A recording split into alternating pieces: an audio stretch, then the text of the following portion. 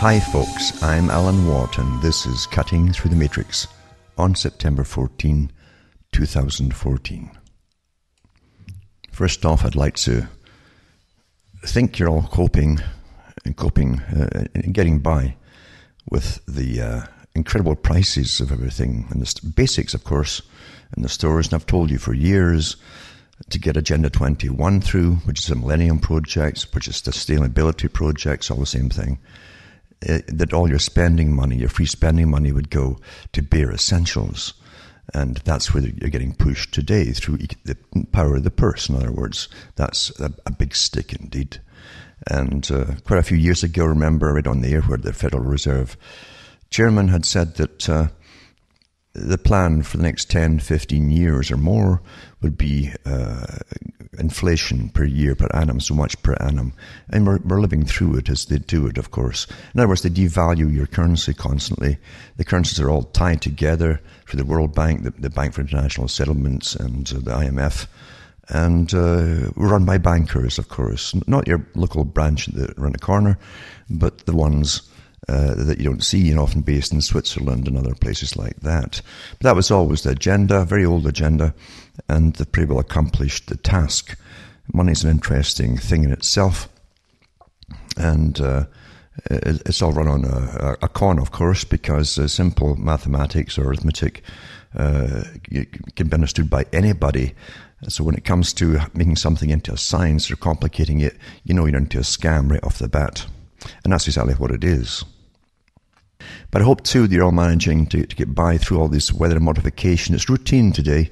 It is routine weather modification on a daily basis, standardized stuff as we go through parts of countries that are frying basically, and other places which are being flooded all the time with, as I say, the routine weather modification and the chemical spraying, which they like to call geoengineering.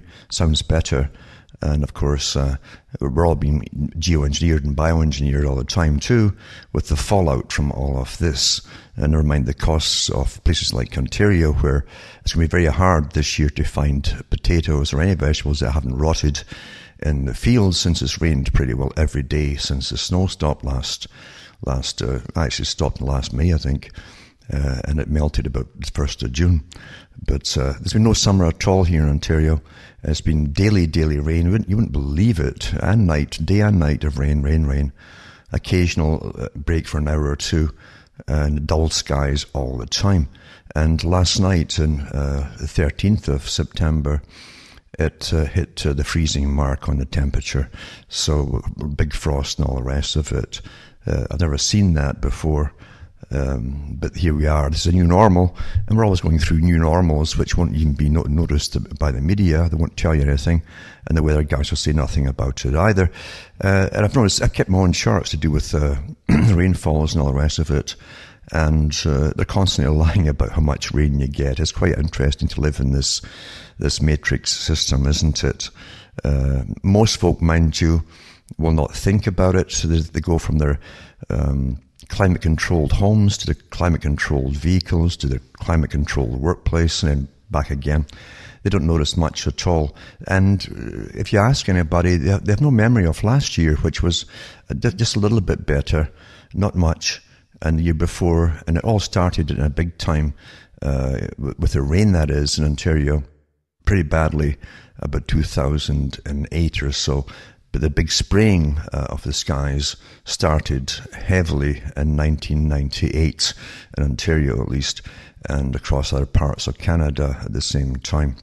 But I understand now, I get photographs from all over the world, and it's in all countries. China gets it now, Thailand's getting it, and it's done with agreements, international agreements at the top from their bogus governments, or at least the ones that run them.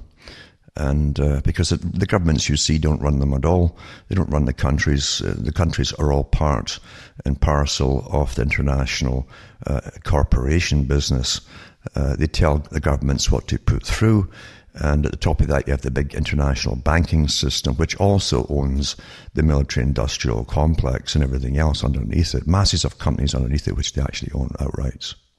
Just go into Goldman Sachs, and I can remember quite a few years ago, there was an awfully good documentary before the last crash came, and a guy was invited into an office, and he sat behind a computer. You weren't allowed to see the screen, but he saw the Goldman Sachs, and he says, my God, and they owned all these big military companies underneath it that produce all the weaponry across the planet. Quite the business. And last week I touched upon some of this weaponry in Rise of the Warrior Cop, a book by Radley, Balko.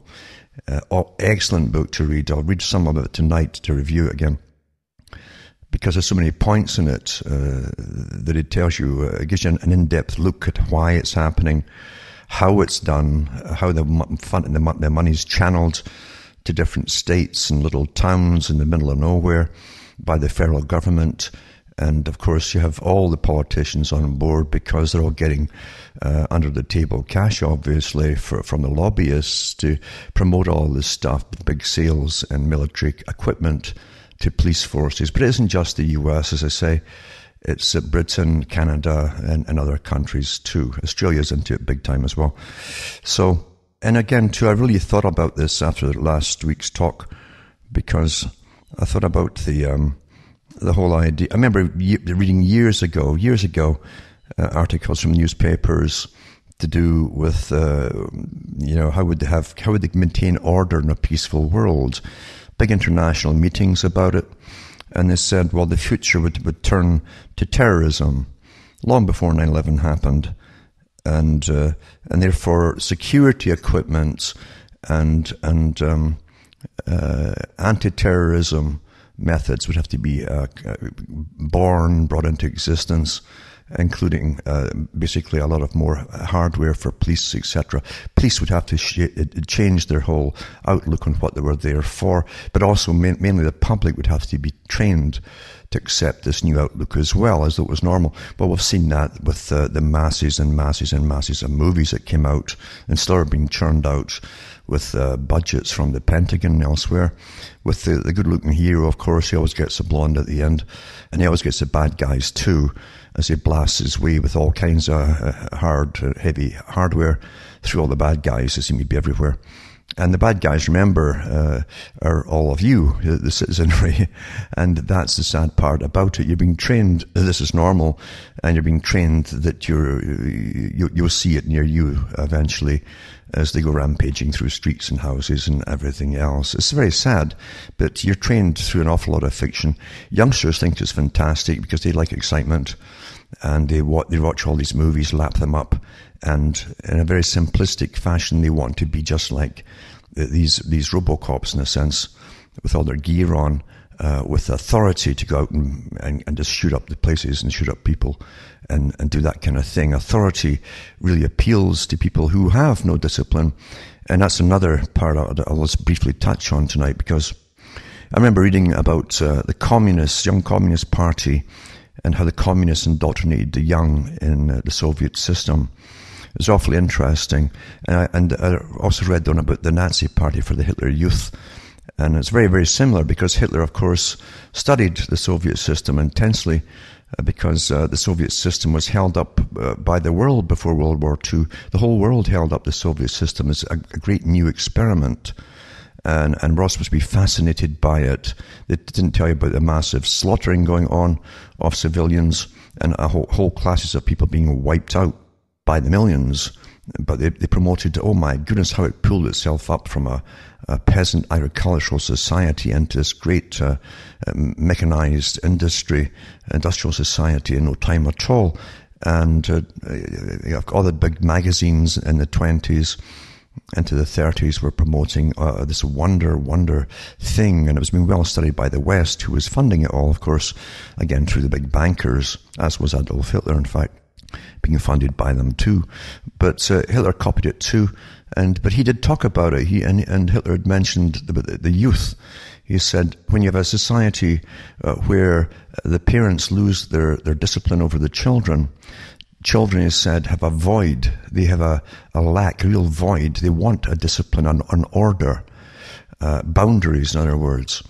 And he said when they suddenly come into the Hitler Youth, just like the young communists in the Soviet system, they get this respect for their teachers, their leaders, who take them out on the field trips and somebody be part of them, and it's adventurous and all that kind of thing. But so they come to respect. So right away they give their will over to the leaders of the teams, and they're part of the team, the group. They lose your identity with the group, just like joining a police force, same kind of thing, or a military. But it's awfully interesting, and those children will grow up to be fanatics for the group and for the idealism that it projects, you see. Very, very interesting indeed. But these are all sciences that have always been known for an awful, well, actually thousands of years by those who helped instruct governments, advisors. Now, in such systems, those same youth are indoctrinated into shopping out or ratting out their parents if they're politically incorrect, or they hear them at the table or whatever saying something against the dominant regime. And the children in the Nazi system would rat out their parents. Same in the Soviet system. If you did that, you were well rewarded as well. You were really brought into the fold, made to feel that you were somebody special. And because of you'd already shown your allegiance, total allegiance to the state to such an extent, you could get into the secret services and things like that. You could meet a part of the secret police, for instance, eventually trained for that, and you go into that, and then you could go into different branches of it, torturing, whatever it happened to be. And you had that ability to turn off any emotions completely and lose your emotions, because you saw yourself as part of the team of us against them. And that goes with all militaries, that goes with all police forces, more so and more so today as they ramp up the anti-terror campaigns everywhere and the propaganda internally. And getting back to last week's talk, I talked about Rise of the Warrior Cop. Now, in Rise of the Warrior Cop, that's a very important part of the training of the policeman. A lot of these young guys coming in now are the generation brought up on video games that desensitized them to killing, for instance, and they have no problems of locking on a target and shooting at all. Before, it was very difficult. That's why these games were invented for the military, first of all, to try and desensitize them. Most people are averse to shooting people they don't know, and that was always a problem with military in different wars. They did big studies in the Civil War, America Civil War, and they found out about 15% of the people actually had their rifles fired on the battlefield when they picked up the rifles from the dead and so on. It's not a normal thing to shoot people you don't know.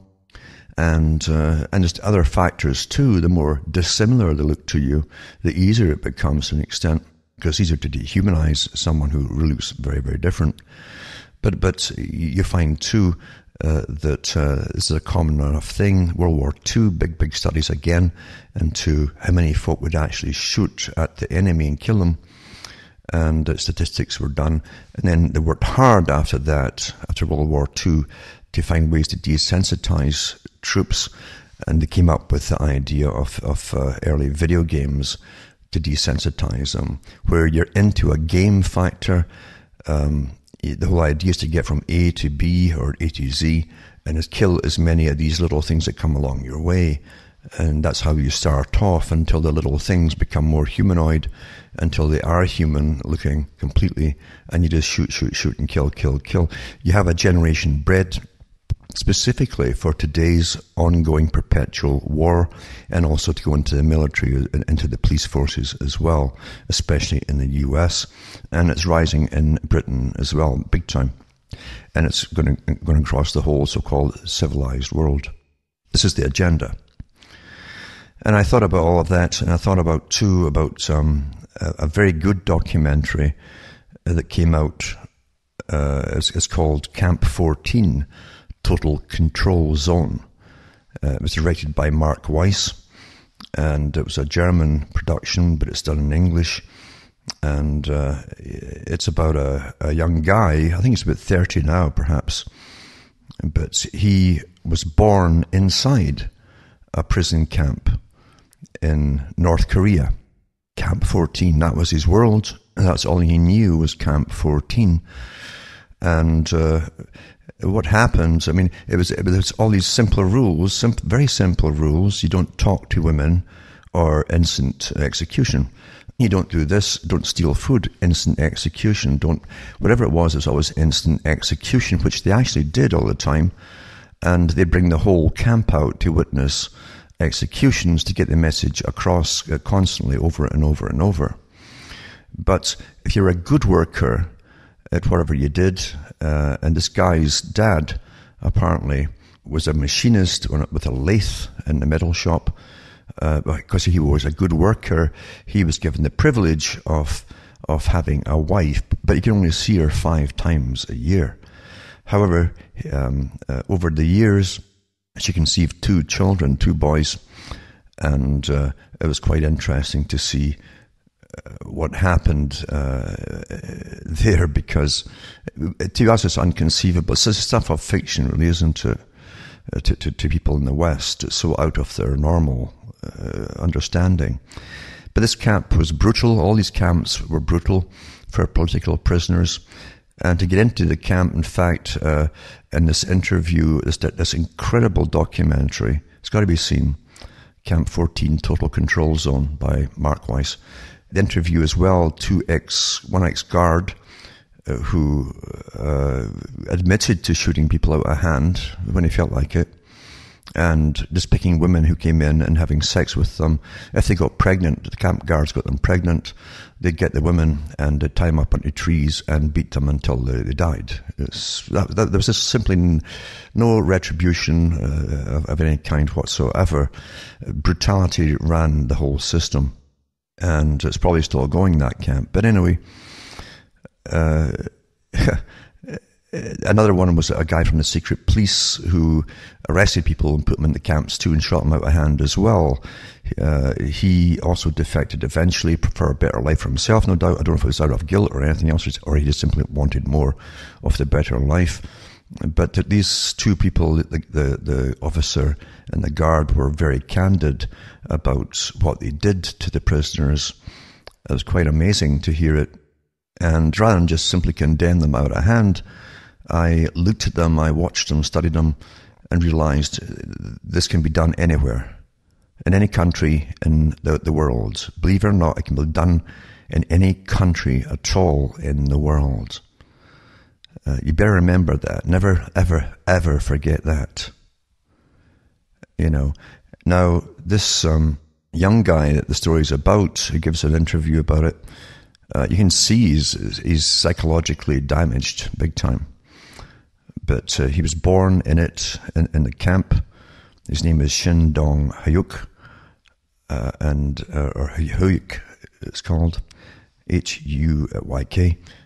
And all he knew were the rules. Now, the rules were, again, that he must shop his parents if they were politically incorrect.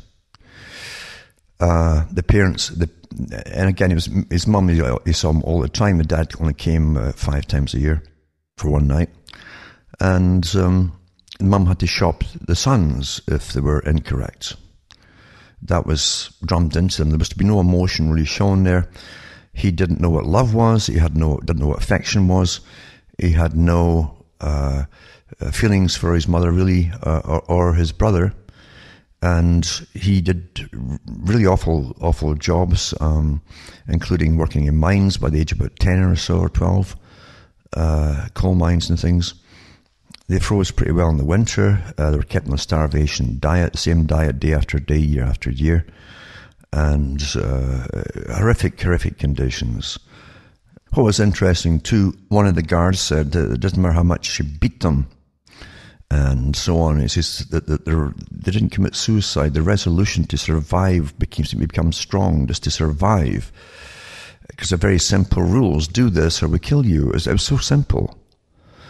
But eventually, at the age of 14, I think it was, his brother had run away from his plant. It was a massive camp, this, with barbed wire everywhere, electrified fencing. But the young brother had run away and he came back to his home, his mum, to ask advice, and she had put a little bit of grains of food by. She was packing it up, but Shin Dong-hyuk, the movie was about him, the documentary, he said that he was watching through the window, and what he did then was go and report, because he heard them. He thought he heard his mother and the brother discussing getting out and running off away, getting out from the wire and getting away. So he went to report them. He felt nothing at the time either. You better remember that. This can be done anywhere, folks.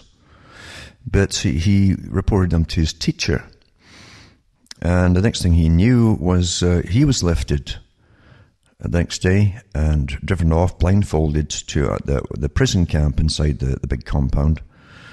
And he was tortured and beaten severely, so badly that you'll see it on the documentary.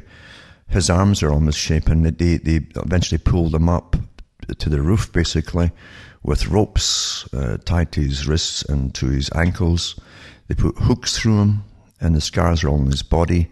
One was even through the pubic area, and it ripped the skin and so on. They put fires underneath him, roasted him his back because all scar tissue and so on. And apparently the teacher had not told them why. He just didn't like the child or something, and he just said that it was a bad child, go and punish him. But he didn't know that his father had also been lifted and was in a part of the camp as well, and he was getting tortured too. And that went on for about, I think, 7 months. But you can't believe this until you hear it. And you can see the pain this guy trying to even talk about it. Fascinating story indeed. But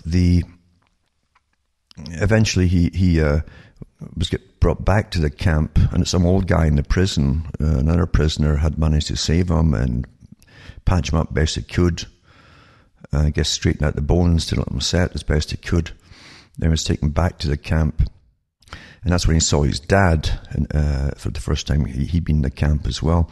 They were brought immediately to the front line of an execution, and the ones that were being executed were his mum and the brother. That's what they did, and they saw them being killed. He felt resentment at his mother for causing all of this, rather than, he's too young to understand the circumstances. All he knew was his camp. This was his world. He didn't know there was any world outside of it. I mean, you can literally bring people up, and this is all there is. This is it. This is your world. Here's the rules, follow them or we'll kill you. We'll beat you or kill you. Utter brutality. Utter brutality. No kindness shown, nothing shown. Kindness would be punished, that kind of thing. And eventually he goes through the story of how a newcomer came into the camp, told him about a world outside, and how he'd had barbecued chicken and things like that, and he couldn't imagine this, and the two of them tried to break out eventually through the electric wire. The newcomer went over, hit the wire first, got electrocuted, got killed, but the wire was pulled down his body. He crawled over the body, and he got his legs electrocuted crawling over. They're all scarred as well, because they were severely burned. And he got away eventually. He got into China. They sent him back to Seoul in South Korea. And from there, he was picked up, his story was picked up by reporters. And eventually they took him on a tour for some organizations. They're going about cruelty across the world. But you could tell this young guy will never ever have anything that we could consider normal. His mind can't adapt to the modern world. What was interesting to me at the end was when he was talking about his soul. He said he wanted eventually to go back to where the camp is, or was, if it was, in other words, maybe down the road in the future, to farm or something, just to be there. That was home. That was home to him. And he said the only time he had purity, it was a kind of double speak. He kind of wanted to be in the camp to an extent. He said, I want the purity I had when I was in the camp, purity of the soul. And I think it'd be very difficult to get proper translation, but because it's an explanation given over in a voiceover in English. But I think what he was referring to was things were so simple. He mentioned that there were simple rules, a few of the simple rules, and he didn't have to do any thinking. And remember that immediately I thought of what Charles Galton Darwin said in his book, The Next Million Years. The people won't need to do thinking. All their thinking will be done for them by the state. That's what's here now today, where you're given all your opinions. But anyway, he said that this young guy said he didn't have to do any thinking. He had no emotions either. Now he's got a burden of emotions because he didn't know what affection was before this. He didn't know that people could be kind or nice, and this is a new thing. It kind of shattered him. And he probably has some guilt too that he survived perhaps, and others. And plus he thinks his dad probably was shot after they found out that he himself had escaped. Shindong, the son, had escaped, and they probably shot the father. But a hellish existence. You don't hear much of this in the news as they tell you to start hating Arabs because they make the women wear veils over their faces. So we can play left, right, and centre about all the corruption that's going on in propaganda, scientific propaganda. But these camps are horrific, and this is the 21st century. Man doesn't advance at all, and believe you me, under the thin disguise that you have of civilization, you have the same people who will become the prison guards, the torturers. They're already, a lot more already in uniform. Doesn't take much. They know how to turn the switches on these guys and get them working into the next mode if they want to. We saw what happened with extraordinary rendition. It's happening all over the place, still happening. Whoever was kidnapped from Canada or the US, wherever, whisked off to another country, tortured and so on. Lots of them never come back, by the way, because there's such a mess at the end. They can't let them go loose in the streets and tell them what happened to them. They kill them. So the West is doing just the same kind of thing, folks, using the same kind of torture techniques, and it's just horrific. We've already seen some things come out of camps. And we like to forget that because we've been taught to look at the positive side and ignore the negative side, the thing that makes us feel unpleasant. And unfortunately, that works with most folk awfully well. That's why nasty things eventually come upon you all. And that's why I come up with things like the Soviet story, another one you must watch, things like that, because you've got to understand that there's no such thing as a human evolution as such. The propaganda they give us is somehow we're more civilized today. Believe you me, it's utter rubbish and nonsense.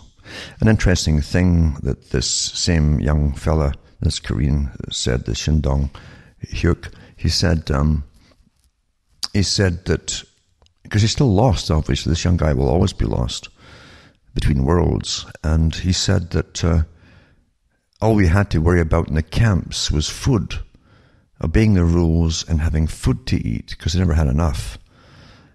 He said, but here, and he's talking about South Korea, he says everyone talks about money, money, money. Same in the US and everywhere else, money, money, money.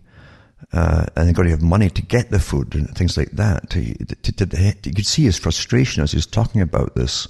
To him, it seemed all crazy. And it is crazy because it's another form of slavery, whether you like it or not. That's what it is. The people at the very top get awfully rich off your labor, as Marx said. And some of the things that Marx said simply were already understood by economists and the top economists and John Stuart Mill and all these guys. And it's true. All true wealth comes from labor, the production itself, those who make the things, not from the guys who simply have the cash to own the things or own the factories. Today it's even worse than that. It's holding companies that own thousands of companies underneath them, and they don't even care about how their profits are coming in. They just tell the guys who own the companies, who run the companies, the CEOs, bring in more profits, and that's why everything you buy is garbage today. It's breakable junk garbage. We've cut corners to maximize every bit of profit. Nothing gets cheaper. It just gets cheaper made. That's all. And it's not meant to last. And eventually we'll get to the stage, and we're getting to it, by the way, where things that you buy are literally non-functioning when you're brand new, because they're made of junk. Mind you, they've also trained the public to accept junk, a gradual training process, until people literally think buying cheap plastic rubbish for vacuum cleaners, or about half a vehicle, a car, a brand new car, with all its junky little cheap chips in it, it's all quite normal, and they'll pay $1,000 a time to get a new chip in here, there, everywhere. There's just chips everywhere. It's just incredible how they've trained the public to gradually, over a span of 40 years, to accept junk. But anyways, I say economics is another form of slavery.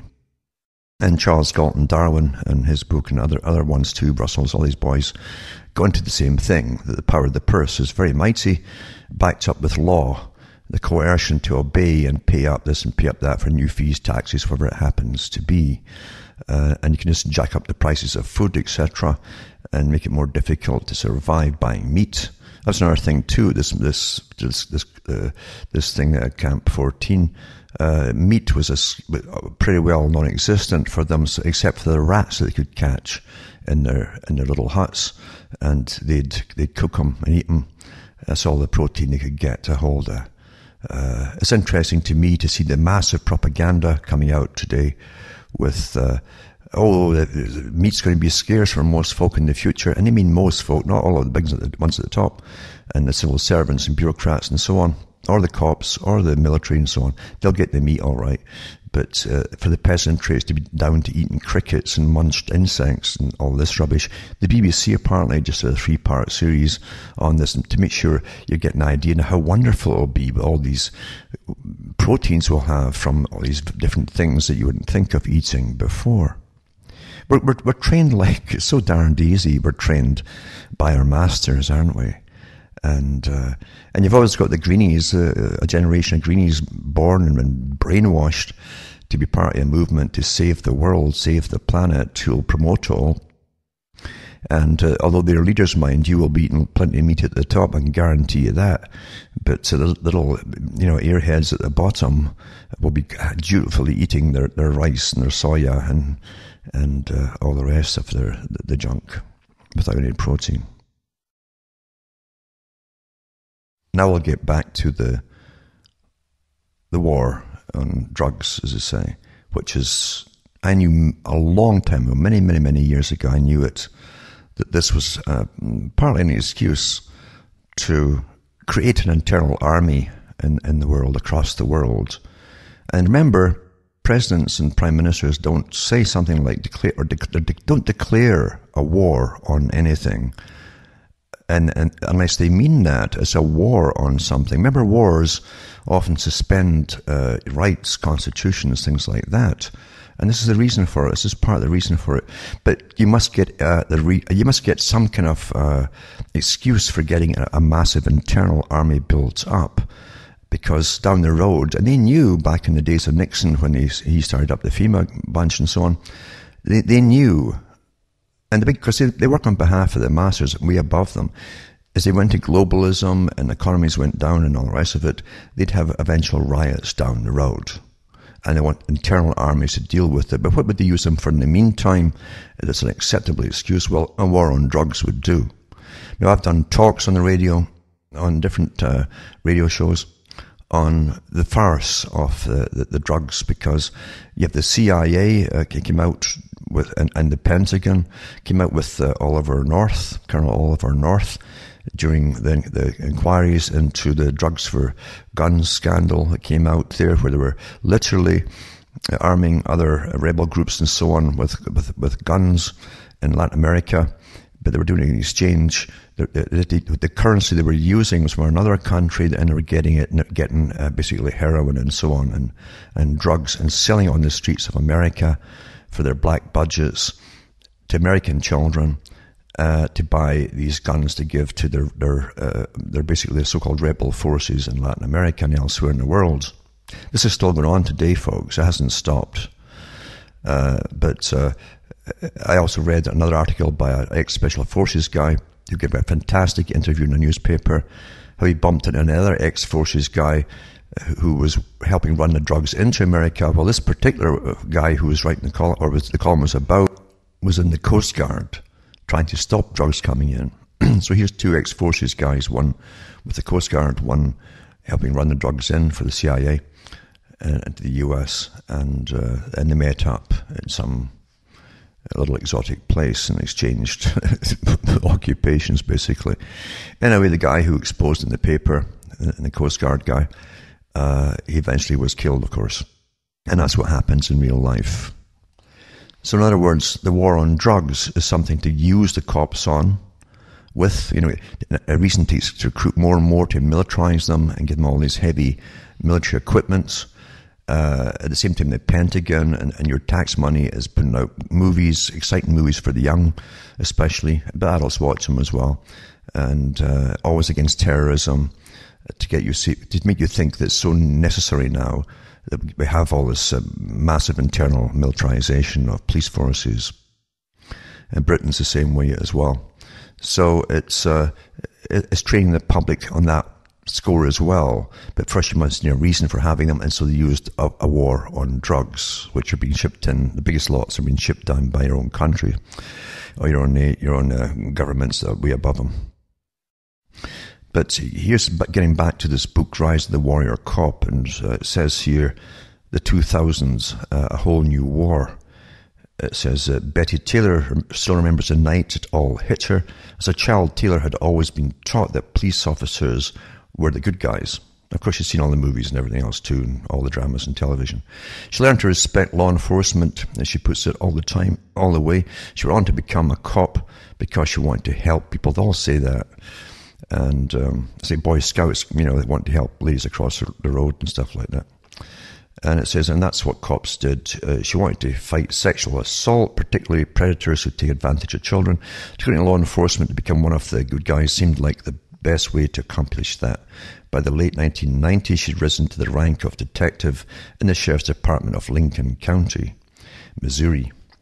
A sparsely populated farming community about an hour northwest of St. Louis. She eventually started a sex crimes unit within the department, but it was a small department with a tight budget. She couldn't get the money she needed. She forced to give speeches and write her own proposals to keep her program operating. What troubled her was, while the sex crimes unit had to find funding on its own, the SWAT team was always flush with cash. The SWAT team, the drug guys, they always had money. Taylor said there were always state and federal grants for drug raids. There was always funding through asset forfeiture. That's a big part of it, by the way, because they copied this from the Soviet system. I hope you understand that. Everything's happening in the US and Britain and elsewhere. It was all copied from the Soviet system. The cops who would raid people's homes would steal everything in the place, and they could put it up for auction, but they split it amongst themselves usually and help fund their own departments as well. So it was very lucrative to them to do as many raids as possible, same as it is in the States. But it said here that they always had money, and they got all the big grants from the federal grants and so on, and the state. There was funding through asset forfeiture. Taylor never understood that disparity. When you think about the collateral effects of a sex crime, of how it can affect an entire family, entire community, it didn't make any sense. The drug users weren't really harming anyone but themselves. Even the dealers, she found that much of the time, were just people with little money just trying to get by. And she said the SWAT team eventually co-opted her as a member. As the only woman in the department, she was asked to go along on drug raids in the event there was any children inside. The perimeter team would go in first. They'd throw all of the adults on the floor until they had secured the building, sometimes the children too. And by the way, they put gun sale at the heads of the children as well, but that's the standard in all countries now. And it said then they'd put the children in a room by themselves, and the search team would go in. They'd come to me, point to where the children were, and say, you deal with them. Taylor would then stay with the children until family services arrived, at which point they'd be placed with a relative. And generally they switch them off to the homes now, of course. That's big money too. Tira's moment of clarity came during a raid on an autumn evening, November 2000. Narcotics investigators had made controlled drug buy a few hours earlier. So there was a sting operation, and were laying plans to raid the suspect's home. The drug buy was in town, not at the home, Taylor says, but they'd always raid the house anyway. They could never just arrest the guy on the street, which of course they could, but they never did it. And they always had to kick down doors. They liked to kick down doors. But just 3 hours between the drug buy and the raid, the police hadn't done much surveillance at all. SWAT team would often avoid raiding the house if they knew there were children inside. But Tara was troubled by how little effort they put into working out or finding out that kind of information.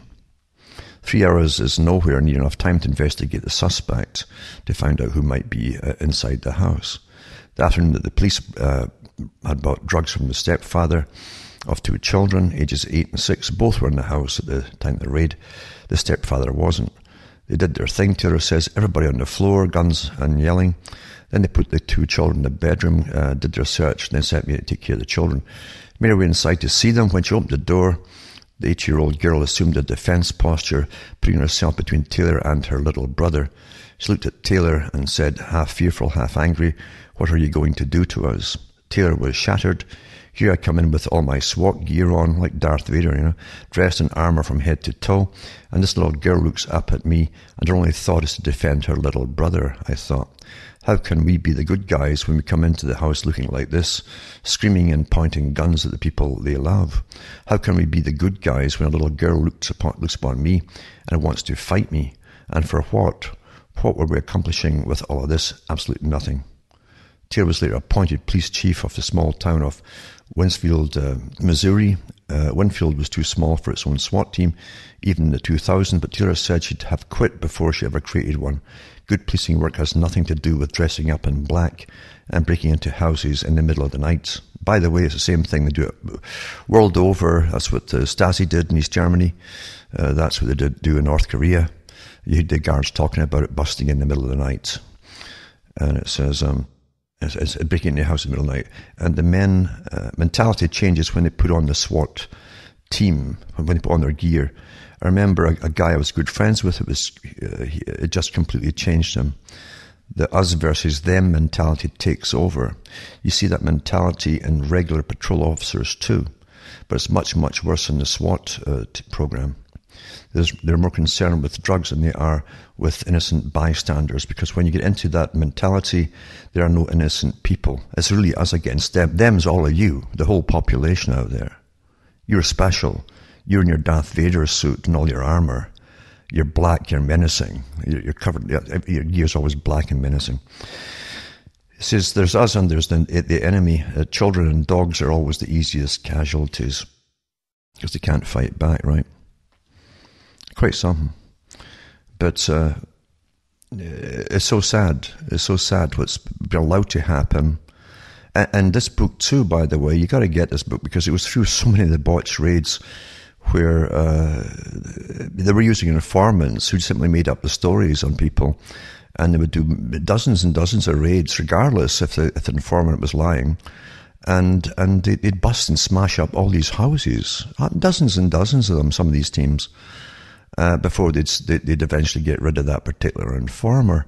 There was one sad case where they busted into someone's home. It was the wrong address. That happens often too, especially when they have maybe 10 raids that night to do. I mean, this is what they accomplished. You understand, when you create any government bureaucracy, they must start to feel it might get their importance up there, or they might get disbanded. It doesn't matter what you get the start up for. As bureaucracies are the same, and they must expand and expand and expand to show their bosses how important and necessary they are. So they create more work than you can believe. But there was one botched one, as I say, and they came in, threw the guy on the floor, middle of the night, threw the child on the floor, 11-year-old boy, and put guns to their heads and all the rest of it. And I think the guy's wife was there too. All had guns to their head, and the one that was holding a little boy on the floor, who wasn't moving, fired his shotgun, point blank hit the boy's head, blew his head off. This is happening across civilized countries, and you're being taught that it's normal. There was no drugs there. It was a mistake, wrong address, the whole bit, which it happens frequently.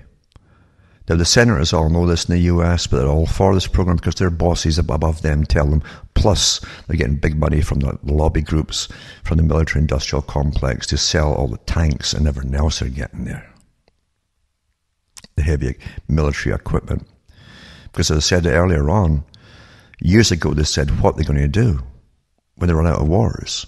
Well, they would start long beforehand, before they run out of wars, preparing for internal terrorism to sell equipment to the governments. And they've been doing it through cons like this.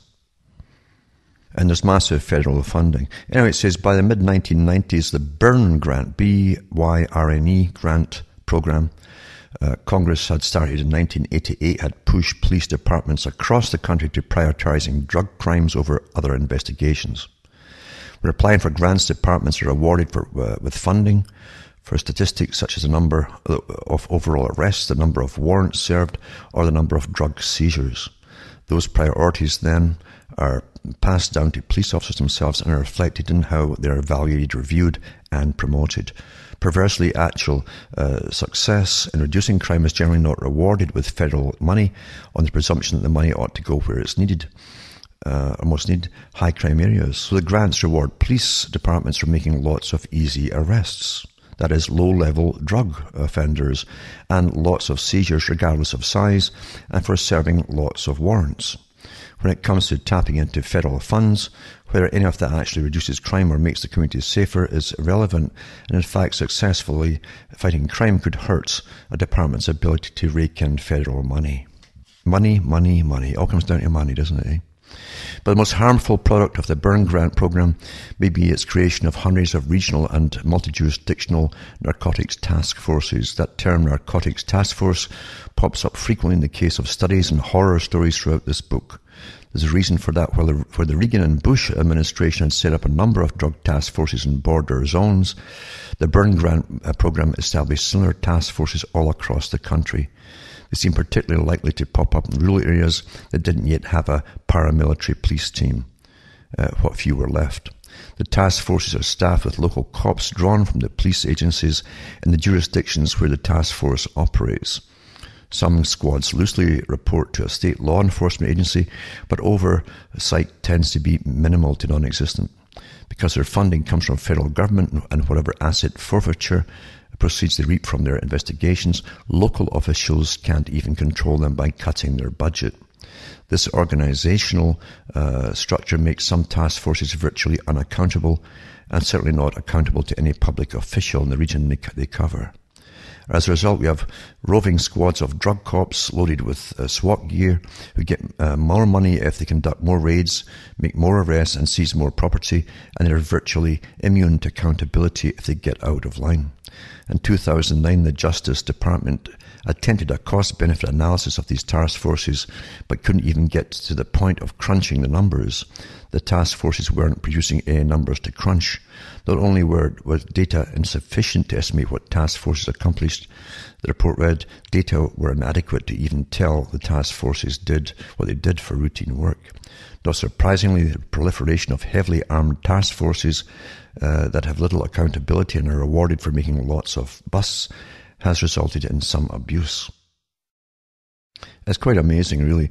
One of the most notorious scandals involving the task forces came in the form of a massive drug sting in the town of Tulia, Texas, July 23rd, 1999. Task force donned black ski mask caps and full SWAT gear to conduct a series of coordinated pre-dawn raids across Tulia. By 4 a.m., 40 black people, 10% of Tulia's black population, and 6 whites were in handcuffs. The Tulia Sentinel declared, "We do not like these scumbags doing business in our town. They're a cancer in our community. It's time to give them a major dose of chemotherapy behind bars." The paper followed up with the headline, "Tulia's streets cleared of garbage." The raids were based on the investigation work of Tom Coleman, a sort of freelance cop who, it would later be revealed, had simply invented drug transactions that had never occurred. They don't investigate their own crooks within their departments. The first trials resulted in convictions based entirely on the credibility of Tom Coleman. The defendants received long sentences for those who were arrested but still awaiting trial. Plea bargains that let them avoid prison time began to look attractive, even if they were innocent. Coleman was even named Texas Lawman of the Year. But there were some curious details about the raids. For such a large drug bust, the task force hadn't recovered any actual drugs, or any weapons for that matter. And it wasn't for a lack of looking. The task force cops had all but destroyed the interior of the homes they raided. Then some cases started falling apart. One woman Coleman claimed sold him drugs could prove she was in Oklahoma City at the time. Coleman had described another woman as 6 months pregnant, and she wasn't. Another suspect could prove he was at work during the alleged drug sale. By 2004, nearly all of the 46 suspects were either cleared or pardoned by Texas Governor Rick Perry. The jurisdictions the task force served eventually settled a lawsuit with the defendants for $6 million. In 2005, Coleman was convicted of perjury. He received 10 years probation and was fined $7,500 dollars. This shows you the rackets involved. And these are the characters who are making up stories to get their paychecks. And they just don't care who they pick for it, really. Easy targets, I guess. And another page here, it says here, really interesting, it says, the heavy-handed federal enforcement on medical providers wasn't limited to marijuana, because we're doing medical marijuana. The states were putting it through as legal for treating people with severe pain, but the state ones were going in and raiding and still arresting the folk who were getting licenses from the different states, independent states, you see. As fears about prescription opioid painkillers started to take root in the media in the early 2000s, the professionals with medical degrees, practices, offices, and patients singled out for allegedly overprescribing a certain class of drugs. There's still a debate over whether overprescribing these drugs, as defined by drug cops, not other doctors, should even be a crime, and whereas some of the doctors were even overprescribing in the first place. Those questions aside, it's hard to fathom why it would be necessary to send SWAT teams to storm their homes and offices, subjecting their families and patients to the violence and volatility of a typical raid. But it's true, they're using these teams now for everything, you understand now. You don't just send a policeman to the door to ask if you're quiet. No, you just send in the teams, smash everything up and make a big scene. It's just like the movies, you see. And we like movies, don't we? Now, here's a little part here too. It says, we're going to have our own tank. Keene in New Hampshire, Mayor Kendall Lane whispered to Councilman Mitch Greenwald during December 2011 City Council meeting. Going to have our own tank. Wow. It wasn't quite a tank, but the quaint town of 23,000 people, home to just 2 murderers since 1999, had just accepted $285,933 grant from the Department of Homeland Security. Now that's your tax money, folks, to purchase a Bearcat, which is an 8-ton armoured personnel vehicle made by Lenco Industries, Inc.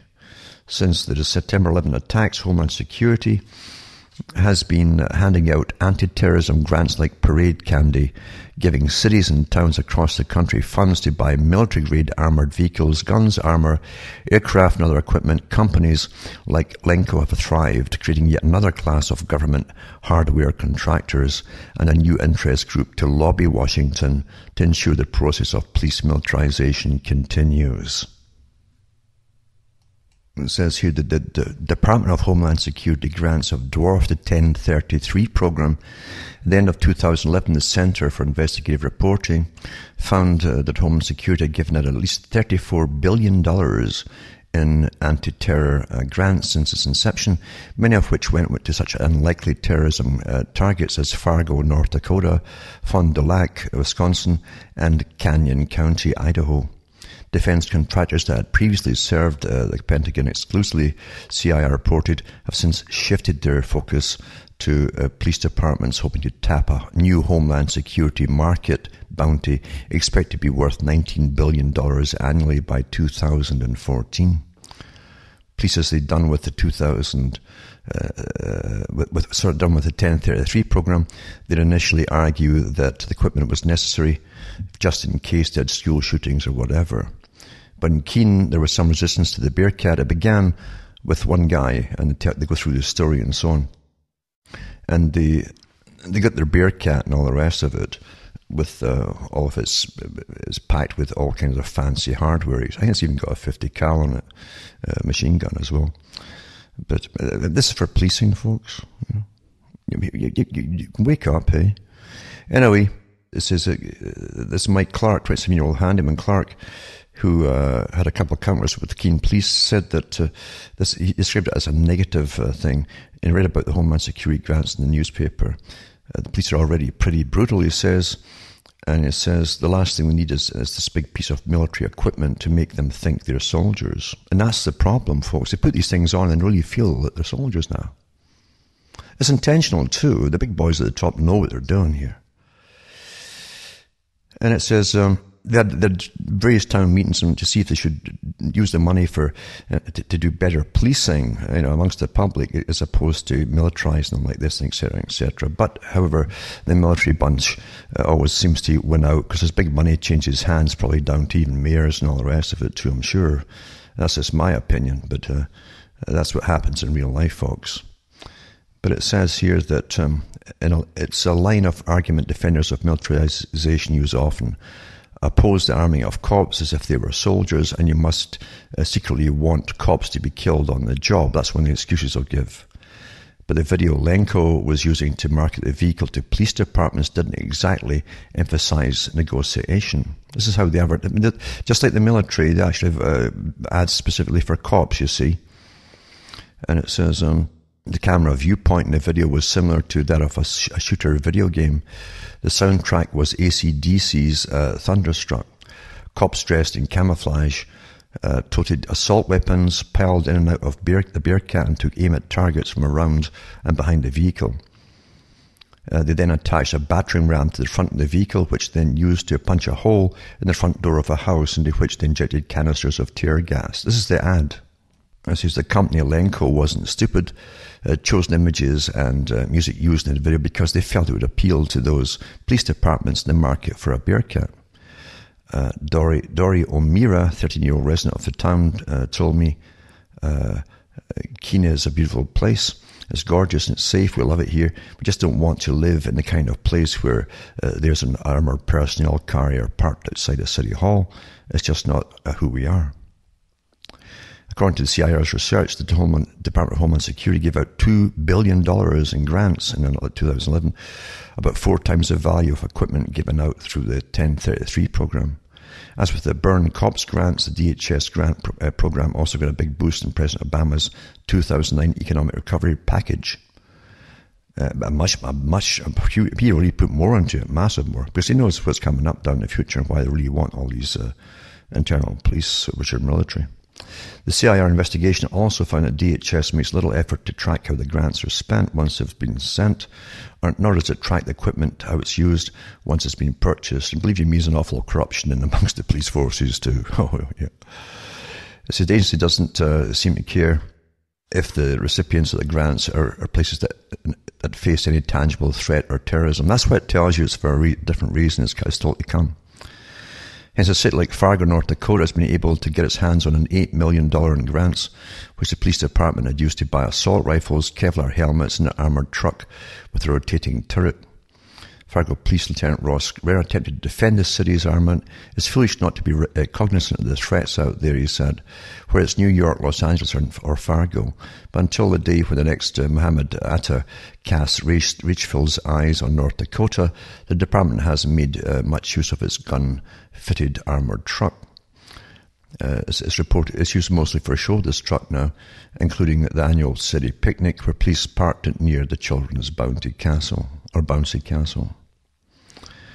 But it's just astonishing, absolutely astonishing. But there's a story here too, which is kind of comical. It says here that in Maine, in Augusta, Maine, where there's fewer than 20,000 people, and where an officer hasn't died from gunfire in the line of duty in more than 125 years, police bought 8 $1,500 tactical vests. In Des Moines, Iowa, police bought 2 $180,000 bomb disarming robots. They all want the toys, you see. And it says, while an Arizona sheriff is now the proud owner of a surplus Army tank, Montgomery County, Texas, the sheriff's department owns a $300,000 pilotless surveillance drone like those used to hunt down al-Qaeda terrorists in the remote tribal regions of Pakistan and Afghanistan. A couple of months before the CIA report, the sheriff in Montgomery County had broached the possibility of arming his drone with rubber bullets or possibly tear gas. I remember when that was in the paper. And it says, no matter what we do in law enforcement, somebody's going to question it, but we're going to do the right thing. And I can assure you of that, he said. 5 months later, the department made headlines when its Department of Homeland Security funded drone accidentally crashed into its Department of Homeland Security funded Bearcat. And these guys are going to expertly raid your home, and no one's going to get slaughtered. Eh? Anyway, the point of what I'm getting across here is that there's a different reason why all this is being promoted. It trains the cops as well, that they're now a military. It doesn't matter if the cops even believe it's for drugs or not. It doesn't matter. They're a military, and you're all the enemy, and they're going to all be turned loose with all their heavy military equipment. If there's ever any real riots coming down the pike with the massive inflation, the next bank crash, or whatever else comes along, you're going to really see why they're really there. And just like I mentioned with that Camp 14 Total Control Zone, you'll find that system can be brought on awfully rapidly. The torturers are all there waiting for the jobs, believe you me, if they're not already in some. And there's no difference to what can be done in North Korea and in your own country.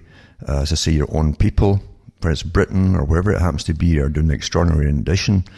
And they're whisking people off and torturing them in exactly the same ways they get tortured in Total Control Zone. And they slaughter the people as well at the end of it, rather than have them loose on the streets and getting sued over it. So they just kill them. Very simple.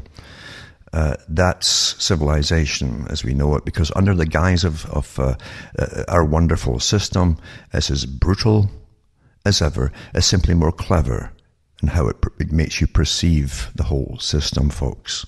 It's more clever. But you can see it got reverting right back to open the raw grossness of it all in a very short time, if need be. Believe you me. Sad, sad, sad. Human nature hasn't changed. Really hasn't changed at all. And there's no shortage of folk who'll do the slaughtering and for the government, and slaughtering and torturing in any country on this planet. Any country on this planet, folks. There's no shortage of the people who will do that, and they get into the mindset, and they'll convince themselves as they're doing it, it's their right to do it. These people are scum for speaking out against the system or whatever it happens to be, and that's what they use for excuses. It's sad, isn't it? Sad that it's so easy to program people. It's terribly sad. As I say, remember that movie and the documentary came out from the prison experiment, Stanford prison experiment, and the movies that made the control factor. You become your job when you put on the uniform. Doesn't matter what job you're in, you become that darn job. But you put them into a uniform of authority, and the person literally changes their whole personality. It goes to their head. That's why police should never be dressing and behaving as military dress and behave. Military are created to go out there and kill people. That's their job, folks. That's their job. That's it. And do you really want that, walking around your streets and busting in your homes in the middle of the night, as they're doing, and it's all over the States now? And as I say, you got to get the book Rise the Warrior Cop, because believe you me, you just look at the front picture on the page there, and it's just like something out of Star Wars. I knew when Star Wars came out, I said, this is for the future. I didn't see it till years later because I didn't want to see it in the first place, but it's pure propaganda, and you're programmed through the movies, of course, for what's to come. And it's here. Unfortunately, it's here, isn't it? And we get entertained into oblivion through indoctrination, through fiction. Youngsters want to be the guys dressed up like RoboCop. You don't have to go searching to find people who will do this or search for torture. They're there, folks. Sad, isn't it? Now remember too, you can go into make good use of cuttingthroughthematrix.com. I mentioned other good videos over the years that have come out from the ex-Soviet system to show how their system worked and what happened and the atrocities that happened there. You got to understand this and know it all. Remember too, you've been trained to avoid pain and seek pleasure. You have been trained deliberately to allow all this to happen. You have been trained. And if you can't, I can understand, for instance, Camp 14, a lot of folk will be unable to listen to this guy talking. It's definitely not an act with them. And a lot of folk won't want to hear it. You probably heard that yourselves, I'm sure, if you discuss things with your friends. I don't want to hear that. I don't want to hear that. It's too unpleasant, you see. So, yeah, you unfortunately, to really, if you really want truth, very few folk want real truth, you know. They want a sanitized version of something that will suit their personality and their psyche. That's not what truth is. It's like gravity. It doesn't care it doesn't care what you want. It just is. So if you really want truth, you got to look at the dark side of everything too. Because only that way can you ever possibly prevent it all happening again and again and again. And at least you'll see it coming. But I have to say that humanity has not progressed at all. We live under illusions, in a world of illusions, where it's been forced to work for nothing by slave masters in a camp, or forced to work for a system in which you have no choice at all, or you starve to death for something called money that's run by people you'll never meet, who decide its value every day, who decide that you're going to be trained to believe in it because they give the grants out and tell that the school systems, the standardized school systems, what they teach you and brainwash you with. Your reality is given by them too. Save up. What's the point of saving up money when it's going to be worth a fraction of what it was when you put it in the bank? Fraction. Rate of inflation. Everyone's a racket, folks. Anyway, you can help me out. Remember, buy the books and discs at cuttingthroughthematrix.com, or you can donate to me as well. You can find out how to do it at cuttingthroughthematrix.com or Alan Watts Sentinel.eu, and help me tick along, because it's really murder here right now. I say there's been no summer at all. It's all winter. And seeing the sun is a rarity. I've only seen it a couple of times, 2 or 3 times this year. And now I've already got at night, it's now the freezing temperatures already, which is unheard of. But we know it's to do with their chem spraying and or as they call it, geoengineering, which is this routine weather control now. It's routine, daily routine. We live in illusions, and we don't want to see the bad side of things. They say the naive are the first to go, don't they? They crack up because they can't handle the bad news when anything bad actually really happens. They live in the Disneyland. That's it. They choose it, in fact. But it's up to you where you want to be. Remember, as I say, send me a few pennies here and there. Help me to get by here. And I live a lot lower standard than most of you out there. And it's my own fault. I do this by choice. I wanted to come out and really wake people up. A lot of talk show hosts have made stacks of videos using my stuff and the material. So at least I've changed the way the whole thing was going quite a few years back and brought more information on the table, which has to be discussed now. From Hamish myself from Ontario, Canada, it's good night, and may your God or your gods go with you.